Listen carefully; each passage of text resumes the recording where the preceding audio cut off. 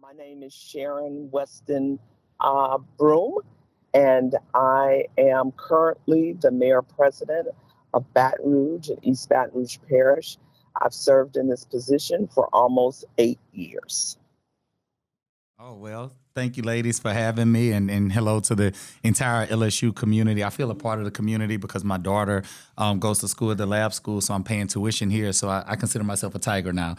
So thank you all, but my name is Ted James. I'm a native of Baton Rouge. I'm born and raised here, a public school graduate, and a two-time graduate of Southern University. The Lord has really blessed me to use my education to perform government service, and I've been blessed to work for our former governor, our first female governor. I led policy, housing, and community development under Governor Blanco. I worked in the legislature as a staff attorney, and then I worked for a state agency, the Department of Revenue, before running for office. So my parents taught me at a very early age that community service, public service was something that I was born to do, and I've been blessed to be able to do that. Personally, I'm a parent. You all met my little girl who's running around here somewhere. And most importantly, for me, a lawyer by trade, I had to resign my previous job. I was working for the U.S. Small Business Administration, where I traveled the country building small business ecosystems, and that traveling really pushed me to make this decision and resign to run for mayor. And I'm a lawyer by trade. The folks in my law office will tell you that I don't practice much law here because I'm mostly campaigning. But yeah, I'm born and raised here, lawyer, public servant, and most importantly, I'm a father. Well, my name is Sid Edwards. I am a head football coach here in East Baton Rouge Parish out of Broome High School. We're in the 70805 zip code. We're in one of the roughest parts of the town. I do this. It's more of a calling and a mission than anything else. I kind of use football as a vehicle to get through to these young people. But that's my profession. I'm married. I have 4 children, 3 grandchildren, and my 2 youngest have autism. I have a 31-year-old young adult with autism, and my baby's 22. Yes, my name is Ryan Carter. I am also known as Bad Biddness. I work in IT. That's what I do. Do a lot of IT work. Used to do a lot of contract work individually. I'm a father of 2 daughters. I am a Southern University graduate. My last class at Southern, I was crossing road here at LSU for communications law. So I definitely enjoyed my time on campus, to say the least. But yeah, that's who I am. I am somebody who I've seen the fruits of the American dream in a sense. I've been able to have new homes, new cars, and whatnot, but I've also lost it all, and it was really off of nothing more than opportunity. COVID is probably a big contributor to that for me losing the contracts when I was independent businessman myself.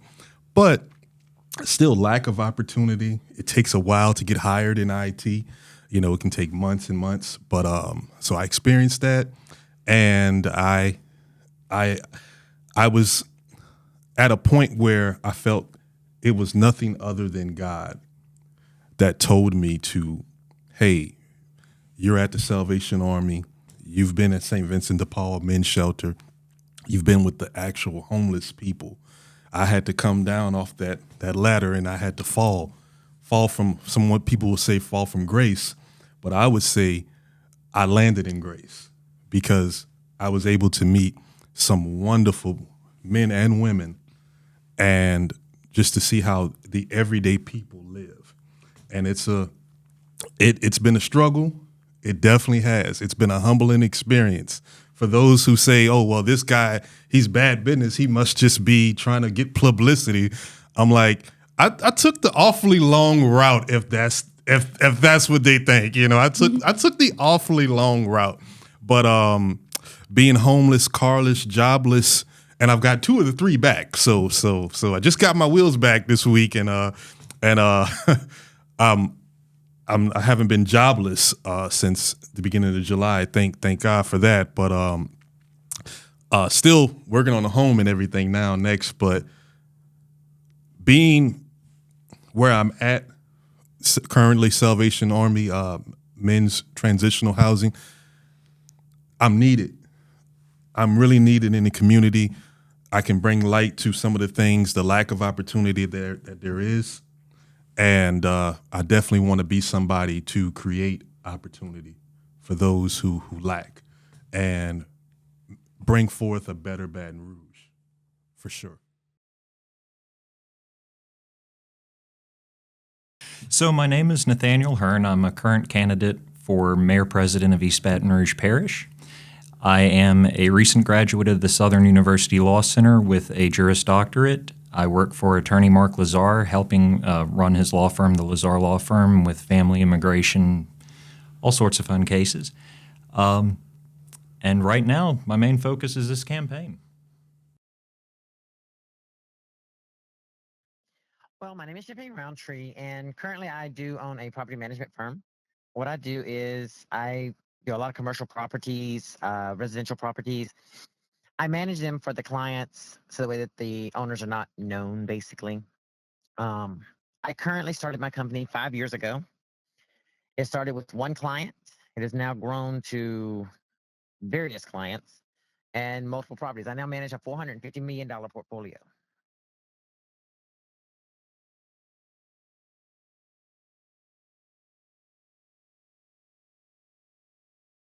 I have the experience of being the mayor president for 7.5 years.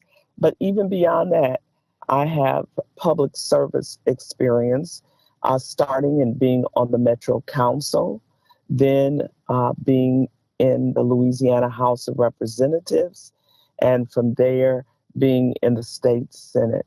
So I have served in the legislative branch of government, on the state level as well as the city level. And I, of course, am currently serving in the executive branch of government. And I would say that we are in a time where experience and know-how are crucial to our community and to moving forward, building on our strengths and casting a vision for the future. Oh, so when I'm elected, I know you guys can't say that, but I've been practicing, like speaking it into existence. And for me, like I said, the titles are one thing. Titles, I don't believe, show true leadership. It's action that I believe shows leadership. And number one, I'm a lawyer, right? And the top issue right now is the St. George issue. And I'm a certified mediator. And that gives me the experience because I know how to sit opposite sides at the table and keep them focused on an issue. And for us, the next mayor president is going to have to be able to work with our new city that didn't get here by happenstance, right? This has been a long fought battle, and for me, you see a lot of fighting continue. And I think the people of this parish, they want someone that is going to govern. So for me, as a lawyer, I'm trained to think on both sides. I've been a policy advisor, housing and community development. One of the biggest issues in Baton Rouge, especially in the north end of the parish, is blight. The need for more investment in that level of community, and I led strongly on policy as a policy advisor for our governor. Worked to secure one of the largest investments in the Louisiana Housing Trust Fund. So we invested $25 million in the Louisiana Housing Trust Fund. There are cities all across the country that have local trust funds. We don't here in East Baton Rouge Parish. So it's something that I will be working with our council members and legislators to make sure that we have some type of housing trust fund here in the city parish. The other thing, my government experience on the federal level is what I bring to the table. And right now, we lose a lot of federal dollars. So the federal government allocates a resource to us from HUD, so it's housing, affordable housing, homelessness. And we have a practice, unfortunately, of either not spending the dollars the right way or not spending them fast enough. So there was a report that came out April 8th of 2022 that said that East Baton Rouge Parish, we either didn't spend properly or we didn't spend at all, about $13 million. So those are dollars that could go to affordable housing. Those are dollars that can go to eradicating homelessness. My legislative experience, not just a legislator, but when you look at the type of issues that I led on, I was someone that really went to the legislature and did innovative things. Like, do you all have LA Wallet on your phones? I'm from Annapolis, Maryland. You're not from here. How about I you? have it. All right, LA Wallet. That was one of my bills. So innovate. We were the first state in the country to have a digital driver's license. I worked on police reform. I worked on tax reform after the 2016 flood, prevented the folks that live here from being double taxed. So not just the titles, but the action. And I believe that we have never, and this is no knock to anyone that is currently running or anyone that has previously run for this office I served, there is no one in the history of this city that brings the diversity of experience that I bring. And I offer myself to the people of this parish. I consider myself a healer.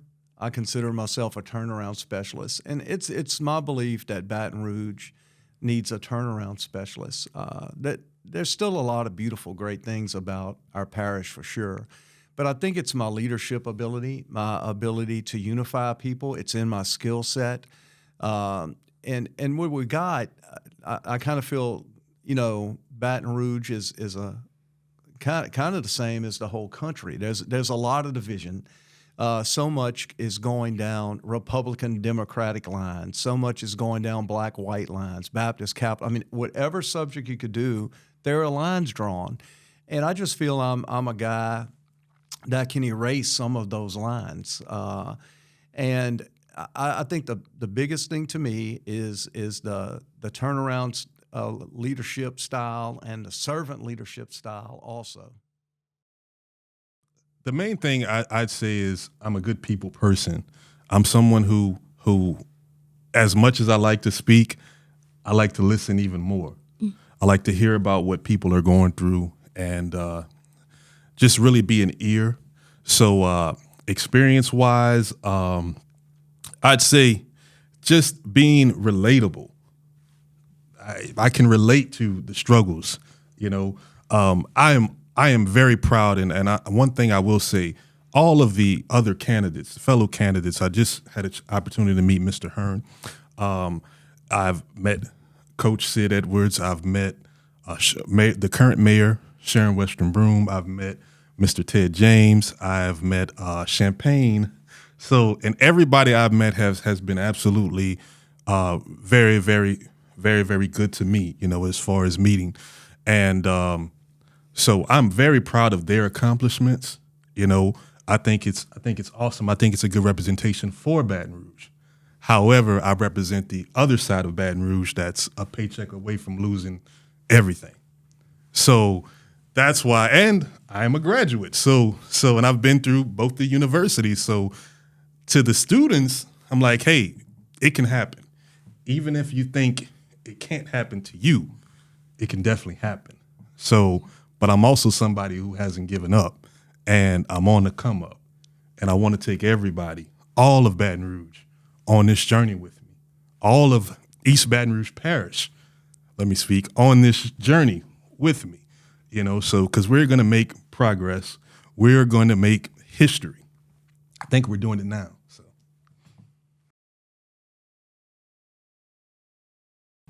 Well, I started with public service when I was about 13 years old, when I was hospitalized at Our Lady of the Lake Children's Hospital.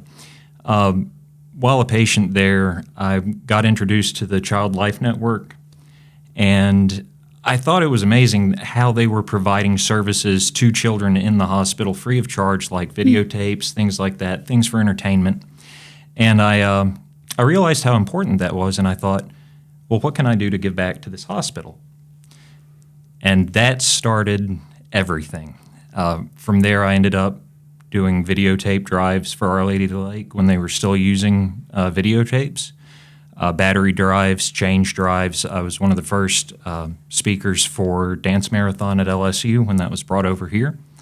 I used to work with Aneurysm Outreach Incorporated, providing free abdominal aortic aneurysm screenings. I believe we saved, in my time there, it was around 340 lives that we were able to find aneurysms in and get them the treatment that they needed.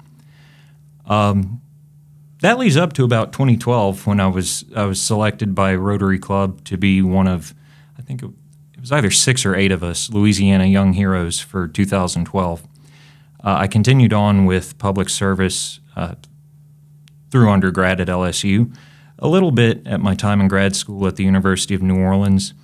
But even when I left Louisiana in 2017 for a little while to go work in musical theater up in New York, I continued service up there at St. Thomas Fifth Avenue with chapel chantry ministry, assisting at the synagogue next to my apartment up in New Jersey, helping with all sorts of service projects over there.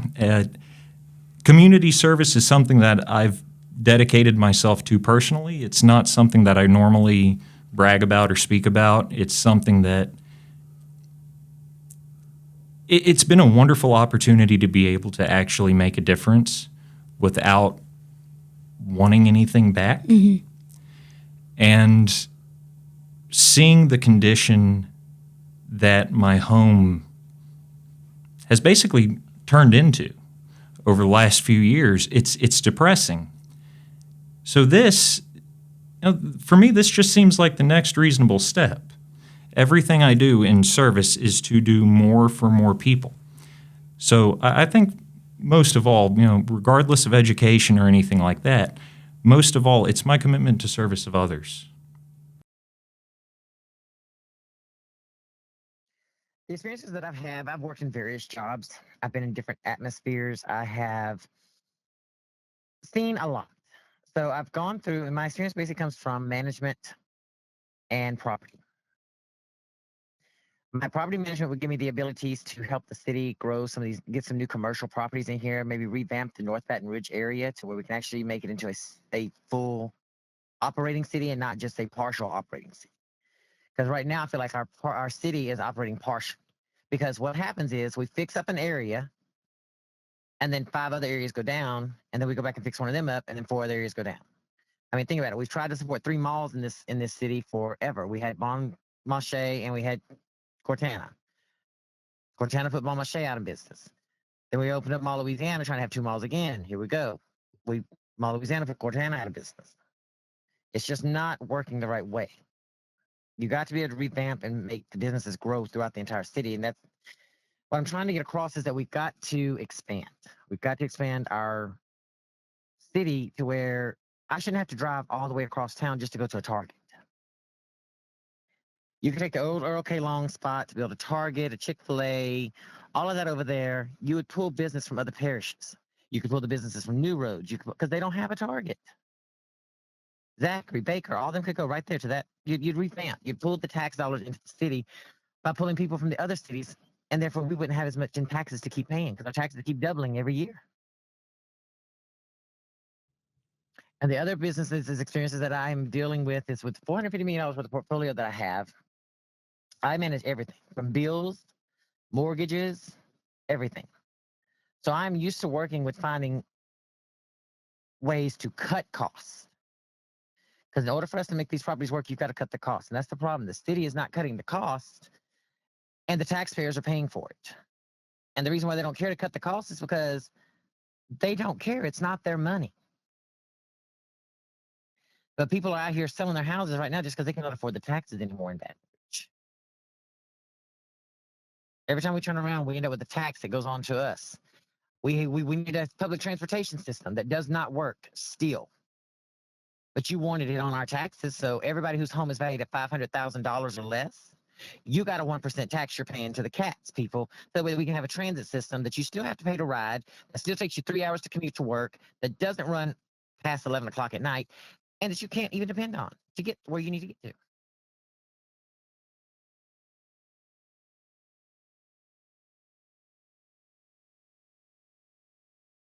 So my first vision, I would say, and it's a very expanded vision, but my first vision includes building on the achievements of the past. So, for example, as mayor president, I have completed the first stormwater master plan in the history of Baton Rouge, which helps us to understand our drainage systems and mitigate flooding. I passed, with the help of our citizens, the largest infrastructure and roads project in the history of Baton Rouge, Move EBR, with 72 projects that are equitably distributed throughout this city and parish. I also, building on our achievements, we have had a strong footprint in economic development. For example, Amazon Fulfillment Center is now a part of the fabric of Baton Rouge and has produced over 1,000 jobs. In addition, we have closed the gap between law enforcement and citizens of our community while supporting both of them. So those are just a few of the achievements. And so I want to build on those achievements as we move towards the future.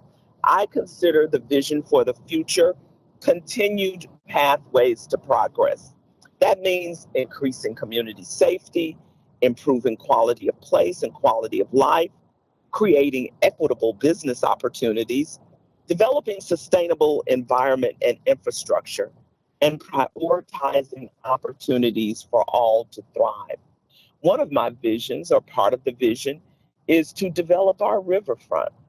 Our river, the Mississippi River, is one of our greatest assets. I envision developing the riverfront from Southern University all the way out to Nicholson Drive. What would that look like? Well, of course, one of the best views of the Mississippi River is on the bluffs of the Mississippi, of Southern University. And so my goal is to do a project on the bluffs of Southern University, enhance the bluffs so that it will be a tourist attraction and also an attraction to those who live here. Then we will go downtown and make sure that we develop and design a riverfront that serves as a tourist attraction. We've already engaged LSU students who have come up with the design.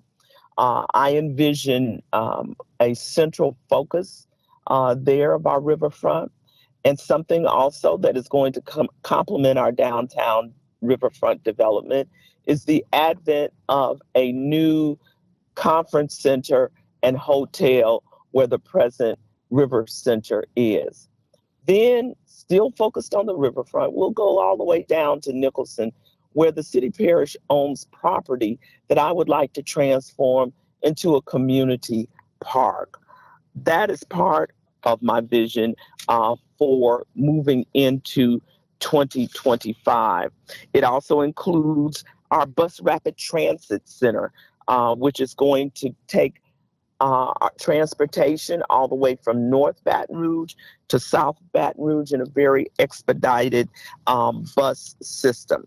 So we want to continue to build, as I said, on our achievements, on our assets, see transformation and reimagine cornerstones, and continue to be a hub of commerce and keep our economic engine moving forward. Yeah, I think like when you think top of mind, Baton Rouge has traditionally lost young people like you all, right? Mm-hmm. We have two beautiful, amazing universities. The flagship here at LSU, Southern University, which is the only historically black college. We have a whole system, 5 different universities, and we have a thriving community college. But way too often, we have young people who feel forced to leave, like you and I are natives of Baton Rouge. So we're forced. You're going to graduate and you're going to be forced to make a decision between home, which I know you love, and opportunity other places. So my vision is to create a Baton Rouge that's a place of opportunity, right? How do you do that? You all, as young people, you want to feel safe. So we have to make sure that we are aligning all of our law enforcement agencies. We have 11 different agencies in this parish. They work in silos.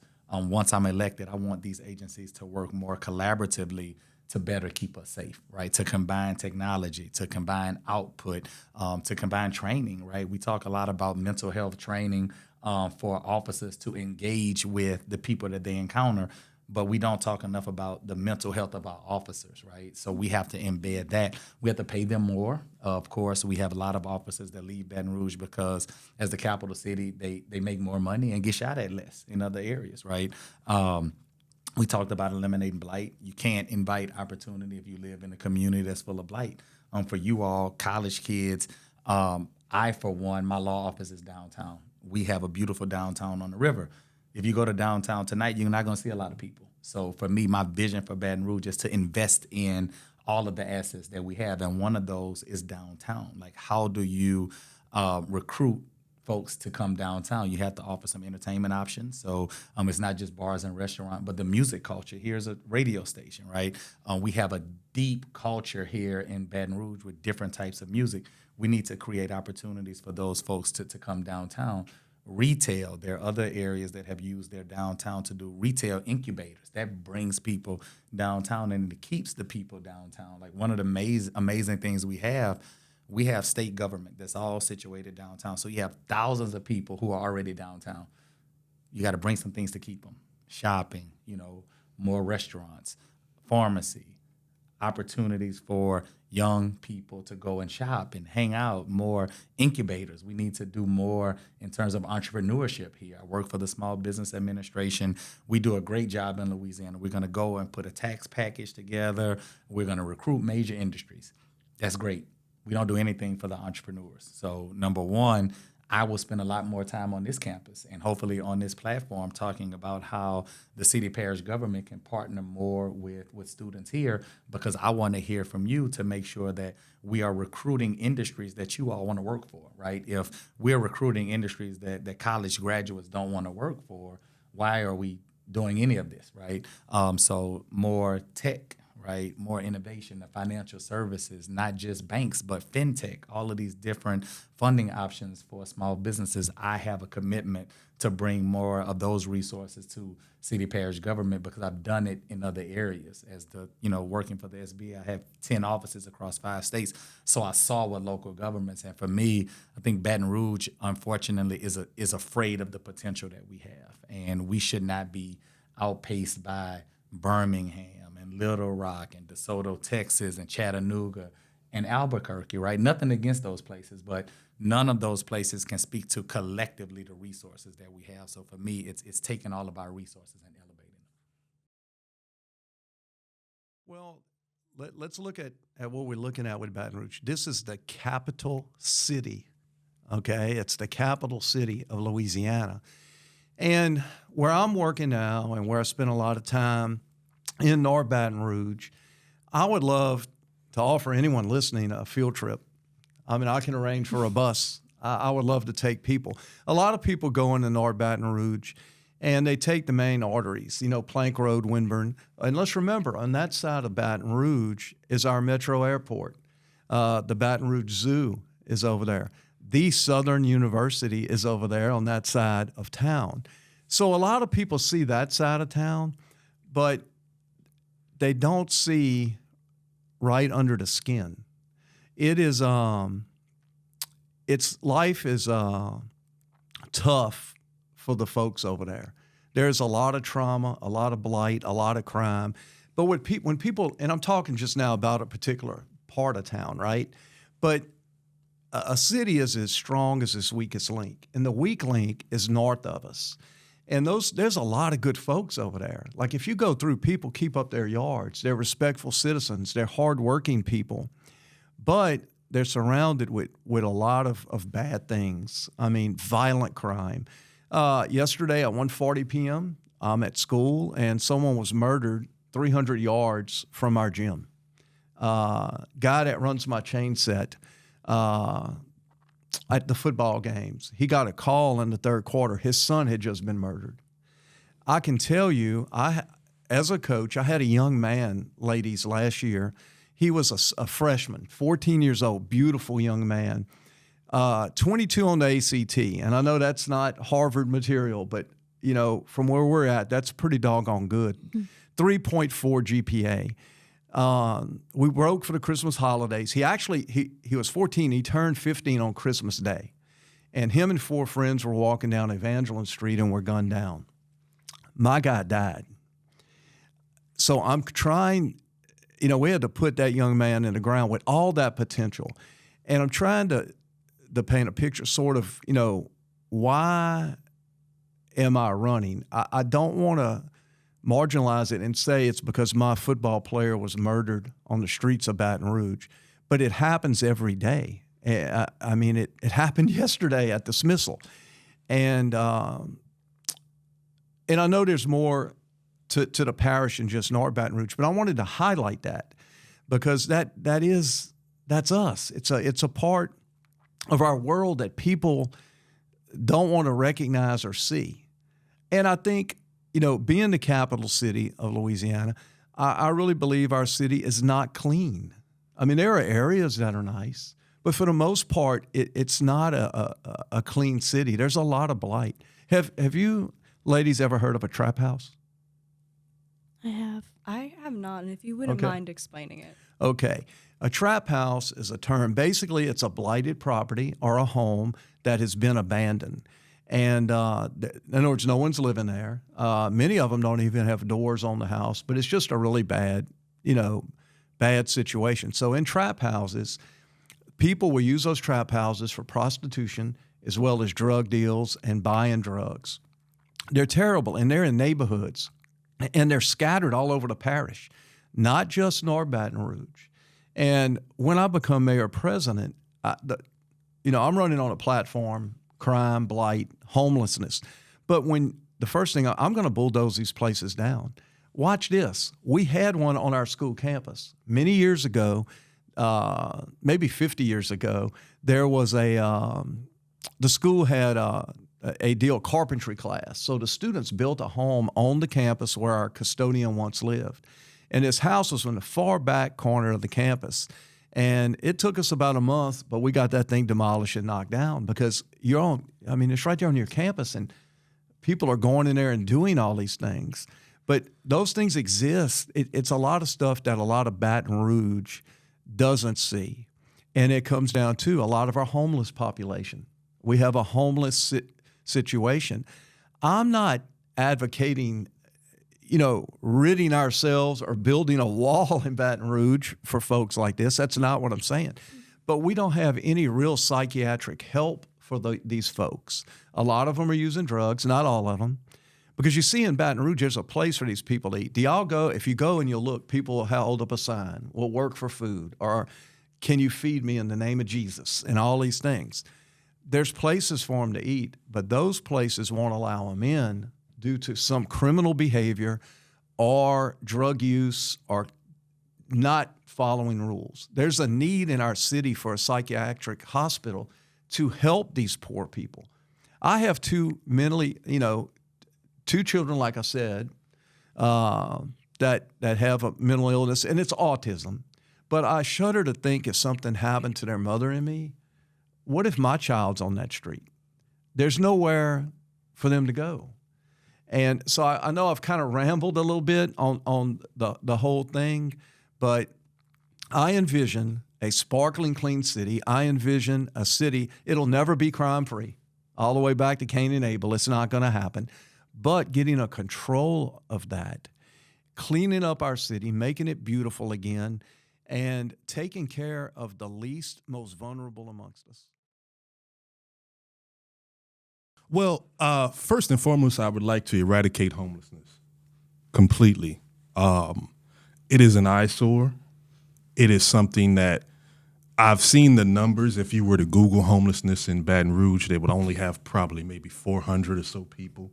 But I can tell you just from being in that position, it's a lot more than that. And it's something that's growing.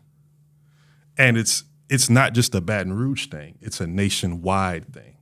So it's becoming an issue. I think what my vision is being a leader for not just East Baton Rouge Parish. And when I say leader, I'm not speaking of me. I'm speaking of all of us. Because it's nothing that I can do just on my own other than be a face. So I'm speaking of all of us as citizens of East Baton Rouge Parish, that we can be I would say, sort of the beacon of light to other communities and other parishes and other cities around the country once we do eradicate homelessness. That's what I definitely want to do. And it starts with opportunity, believe it or not. And being where I'm at in the Salvation Army Men's Shelter, I can tell you there's, you have the issue of lack of opportunity being the main issue, but you also have mental health issues being another issue. So we're lacking in that area, and it definitely needs somebody to be an advocate for that. And as far as, I'm not just speaking to just the lower class. I may be represented by that, but as you can tell, me being rather articulate, I am a mass communications graduate. So, but I am speaking to to everyone, to the lower, middle, upper middle, socioeconomic, upper middle, and even high class, because I'm not here to stand in front of their way. I'm not a believer of, robbing Peter to pay Paul in a sense. I am somebody who just believes in opportunity for all. So that's where I wanted to go. The vision that I have is being a much cleaner city, being a city of true hope and opportunity, and being a city that we get to say, hey, look, we actually kept our graduates now, because that's been a problem that we've had for forever.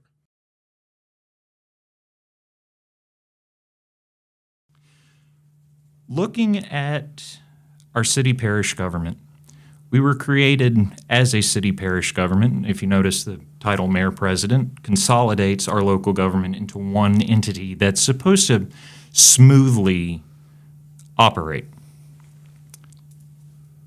We have not really been operating smoothly or seeing a return on investment in our own personal investment, either into our businesses, into what we do locally, anything like that. So my first focus would be actually crime. That's a big reason that people are leaving this city. We look at people just a little bit older than y'all. I was at LSU here, graduated in 2016. The crime rate since then is continuing to go up. The crime rate around, the age group between 18 to 35 is increasing. Focusing on the safety of our citizens in East Baton Rouge Parish is the main focus. If you notice in one of my recent videos, I talk about consolidating the police forces with BRPD going under East Baton Rouge Sheriff's Office. That consolidation will cut duplicate bureaucracy, help save money for the city.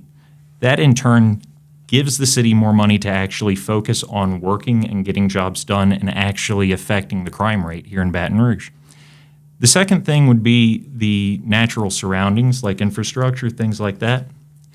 I was driving around Burbank this morning, and I saw two doe on the shoulder of the road. And that made me think back to the flood of 2021, spring of 2021.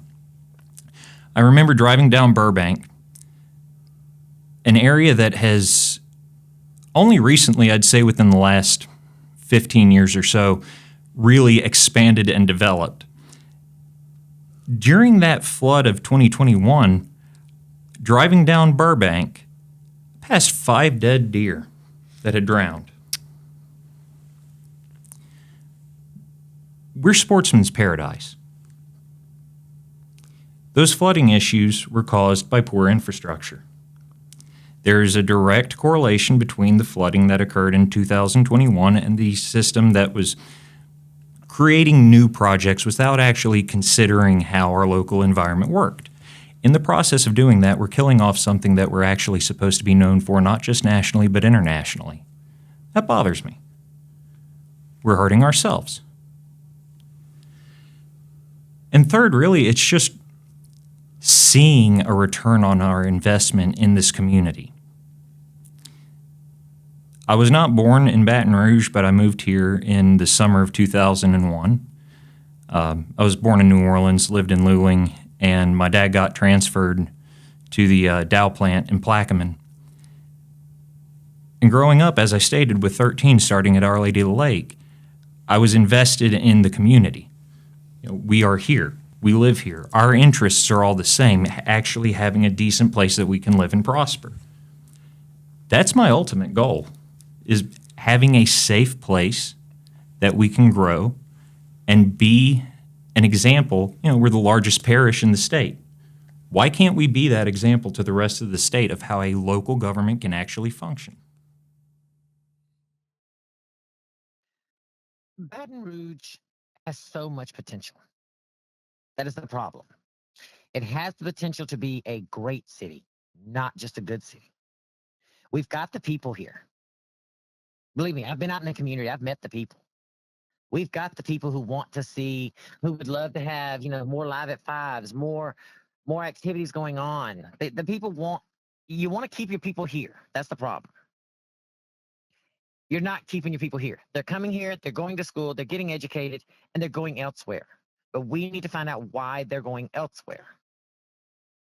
And the reason why they're going elsewhere, we're not a fabulous city. We're not Atlanta. We're not Dallas. We're not Houston. We could become them.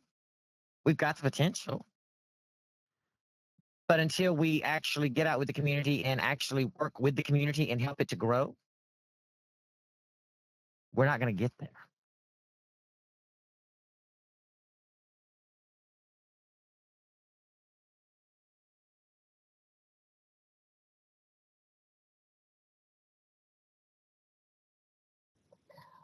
When people see my name on the ballot, I want them to see a mayor president who has served them faithfully in times of triumph and in times of crisis.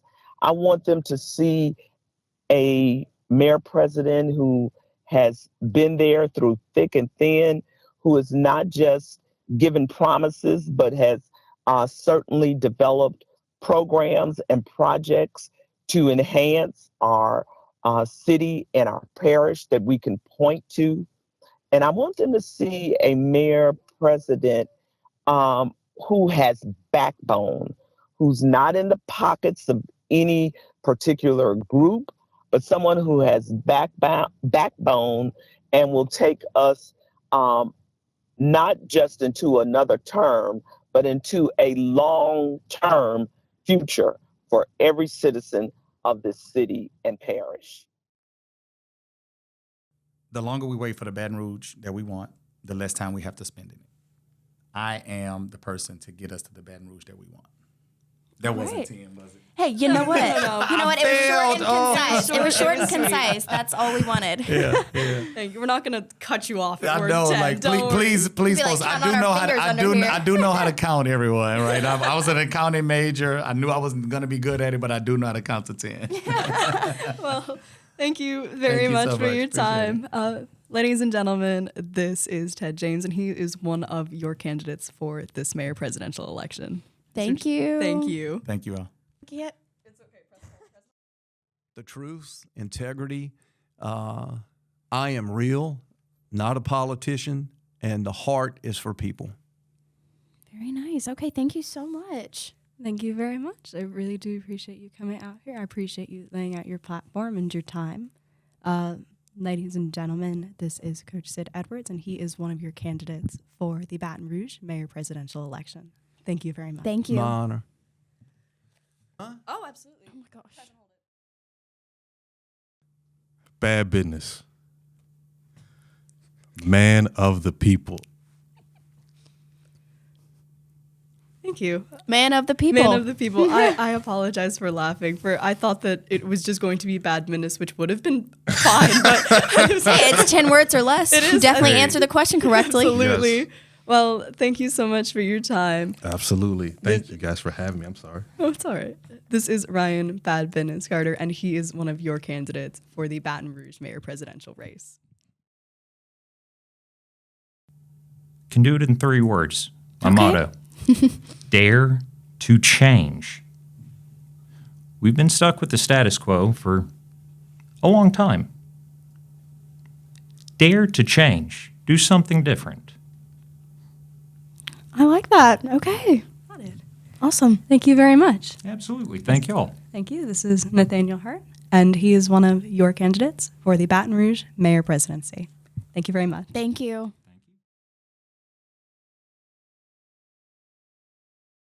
When you see my name on the ballot, I truly want you to think of a voice for we the people. I am not a career politician. Never have been. This is my first time getting into the rodeo. But I have followed it close enough and done my homework enough to know that we've got major problems in this city and that there are solutions there. There are ways to fix every single problem. When you look at me, I want you to think of a voice as truth as the Constitution of the United States of America. Because as the Constitution starts, we the people, this is exactly what it has come down to. It is us, the people. And we're the ones who are suffering right now in this state because our politicians are not paying attention to us. They are not listening to us. They're taxing us to death.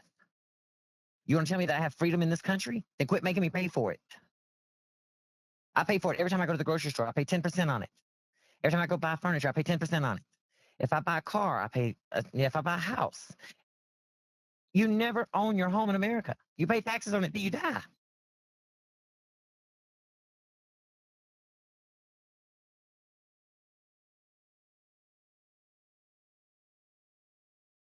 First of all, thank you so much for being here, especially on a game day. You know, go Tigers and all that. Appreciate you taking time out of your day to come and sit down with us. Would you mind just introducing yourself? Who are you and what do you do currently? Okay, so good morning and thank you for inviting me. I am one of the candidates in the race for mayor-president of East Baton Rouge. I have been in Baton Rouge since 1973 when I came to school here, majored in journalism, and later only had one real job in my life, I guess. I spent a year in purgatory at Ole Miss when I finished school here in sports information. I worked in the sports information department here at LSU during my undergraduate days for Paul Manasseh, and then went to Ole Miss for 1 year, came back at 23, I believe, and me and two friends of mine, one Steve Townsend, the other Gary Solomon, started a publication called Tiger Rag, the Bible of LSU Sports. And although they sold, and 5 years later, I sold a publication in '93, right after Shaq was here, figuring, man, I'm not going to see anybody better than this, and just kind of wanted to go on and do other things. I had gone to law school here at LSU while I ran Tiger Rag, and then after the sale, did several things, but mainly practiced law and got into real estate. And my living, if you will, now is made by real estate. I'm a property owner. Unlike some of the candidates in this race, even though they're from this community, I have invested millions of dollars in property, own property all around LSU, in other areas of town. And so the rental business is my main business, but I also do some brokerage for other people. I do some law, and I have run for office numerous times, which is probably what I'm most known for. This is my 11th election, and I've been called, he just runs for everything. Oh, he's a gadfly. And I'm actually proud of that, actually. If you look up the definition of gadfly, politically, it's someone who's an irritating person who actually gets in the race to poke about issues and to raise issues. And, back after my first election in 1991, when I missed the runoff for the state legislature by 230 votes against a three-time incumbent, I sort of really enjoyed it. I mean, I unlike some candidates, I consider running for office to be a stress reliever. I have a lot of tenants, and they're very demanding at times, but I love them, and I appreciate them as customers. But I've spent most of my life, in fact, all of my life, in the private sector, not on the public payroll. And one of the things I started noticing is that the citizens themselves, there's a tendency to feel like you're helpless in the political environment that we're in. And that's true. 40% decide that it's just not worth voting. In fact, one of the candidates in this race has apparently not voted, and not apparently, I've seen the record, not voted, but in the last 8 years, and only 4 times in the last 20 elections, I think is what the stat said. And now he wants to be mayor. So when people say, well, you can't win, I say, well, that may be true. It takes a lot of money to win, and I've spent a lot of personal money in politics as well, because I put my money where my principles are. And when an incumbent doesn't have an opponent, to me, that's the worst thing that can happen for our democracy. There are 4 city court judges, 6 members of the Metro Council. Everybody complains about everything, and yet nobody is run for office to even challenge them to have to defend their record. So one reason I get into these races, have gotten in the past, is a variety of reasons. Sometimes I want to push some special issues and an agenda. Sometimes I want to just have the incumbent push their issues and their agenda. Everybody can't win, and I'm not going to say that it doesn't matter whether I win, but we have, the society in general, have moved way too much into politics being too much a part of our life. It's kind of like sports. I was in sports forever, and I don't even hardly watch a game anymore because it's so out of perspective to what I grew up with as to the reality of what sports are supposed to be. We used to call it an extracurricular activity. Now I look at LSU, and it seems like the academics are what's extracurricular, whatever your field is. I have people in the business school that are talking about their personal brand, and I said, personal brand? At 21, don't you think maybe you should learn about some field or something before you start branding yourself? But we're in such a celebrity society that that's just the way it is. In my particular case, and in this particular race, demographics, elections have changed a lot since 1991, when you used to walk to every door and knock on every door. Nowadays, you got to have money, and you have to have ground game too. You have to have some people that are willing to go to bat for you and support you. But for the most part, you need money, and the media, the way it is now, and look, I have no problem with media taking sides, saying, we're liberal media or conservative media or whatever it may be. I mean, when the country was founded, you had Federalists and Anti-Federalists, and we've been fighting ever since as to what the worldview is and the style of government and so forth. So that being said, about 4 years, this is my 4th election in 4 years.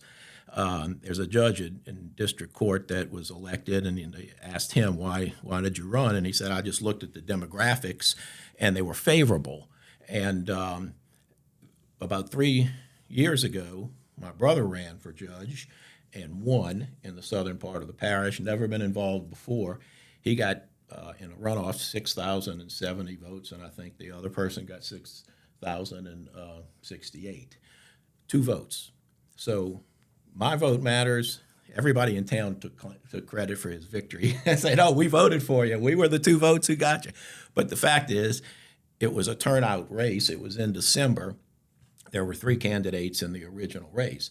Well, in my case, I said, well, this is interesting. The next year, I was asked to run by the Republican Party for a judgeship up in the northeast part of the parish, where Central and Zachary and Greenville Springs are. And I ran for that, and I spent $450 and made the runoff with 45%. But I was the only white Republican running against 3 black Democrats. And that was a big turnout race where you had John Kennedy running for Senate and Garrett Graves running for House and the mayor of Zachary and the mayor of Central. And you had all kinds of turnout on that race. I got 22,000 votes, which is 45%. The other 3 candidates together got 55%. And so it threw it in a runoff between me and one of the Democrats. Well, in December, I lost, which is still mind-boggling to me. But essentially, the Republican Party just dropped me at that point. They weren't in at the beginning. I mean, I was doing it as sort of a favor, take one for the team, but I got really no help in the runoff. And the Democrats cared. They got out to vote, and I got beat.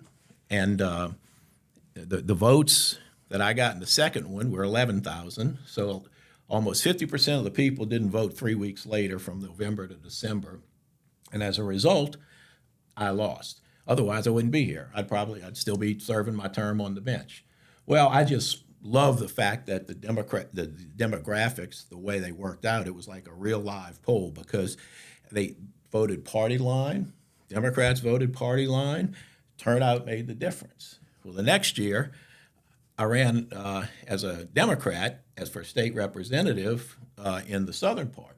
And I made the runoff, and I spent no money.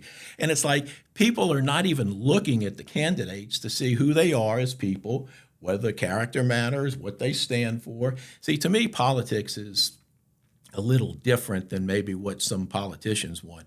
It's like a job, and it's a hard job, okay? And I don't really care about being a celebrity. I actually like problems and trying to solve problems. So maybe landlord's the perfect job for me. But the reality is that people don't pay attention often to elections and to issues. Pay attention to issues until there is an election. And so if there's no election because nobody's running.